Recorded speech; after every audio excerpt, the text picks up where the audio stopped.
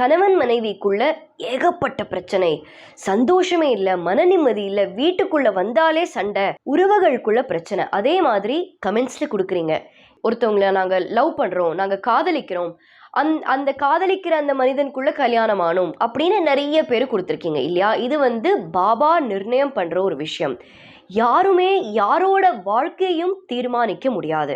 அதே மாதிரி கர்மா அப்படின்ற அடிப்படையில் நம்மளுடைய வாழ்க்கையில் பல கஷ்டங்கள் நிச்சயமாக நம்மளுக்கு வரும்.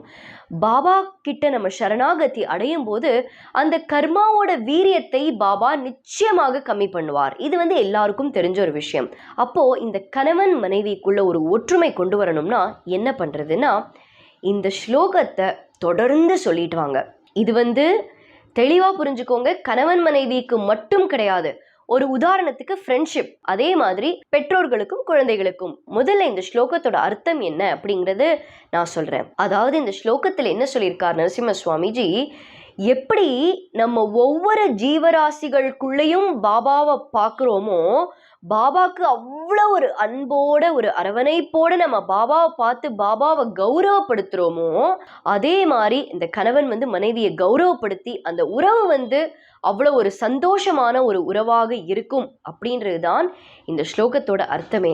அதனால இந்த ஸ்லோகம் என்ன அப்படிங்கிறத பார்க்கலாம். அத மாம் சர்வ பூதேஷு பூதாத்மானம் கிருதாலயம் அர்ஹயேதானம் ஆனாபியாம் மைத்ரயா அபின்னேன சக்ஷுஷா.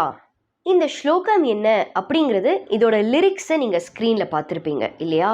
சொல்கிறதுக்கு கொஞ்சம் கஷ்டமாக இருக்கலாம், ஆனால் வாழ்க்கை சொல்ல சொல்ல அவ்வளவு சந்தோஷமாக மகிழ்ச்சியாக மாறும் அப்படின்னு நம்பிக்கையோட எந்த உறவில் எந்த பிரச்சனை இருந்தாலும் கவலையே படாதீங்க. அந்த பிரச்சனையை பாபாவோட பாதத்தில் சரணாகதி அடைஞ்சு தினம் 9 தடவையோ 18 தடவையோ 108 தடவையோ இந்த ஸ்லோகத்தை தொடர்ந்து சொல்லுங்க. எந்த பிரச்சனை, எந்த உறவுகளுக்குள்ள என்ன பிரச்சனையாக இருந்தாலும் கூடிய விரைவில் சரியாகும் அப்படின்ற அந்த நம்பிக்கையோட சொல்லுங்க. அதே மாதிரி உங்களுக்கு வேற என்ன பிரச்சனை இருக்கு, நீங்க எதற்காக ஸ்லோகம் வேணும்னு நினைக்கிறீங்களோ உங்களோட அந்த கோரிக்கையை நீங்க கமெண்ட்ஸ்ல போடுங்க. அதற்கான ஸ்லோகத்தை நம்ம அடுத்த எபிசோட்ல பார்ப்போம். நன்றி, வணக்கம். ஓம் சாய்ராம்.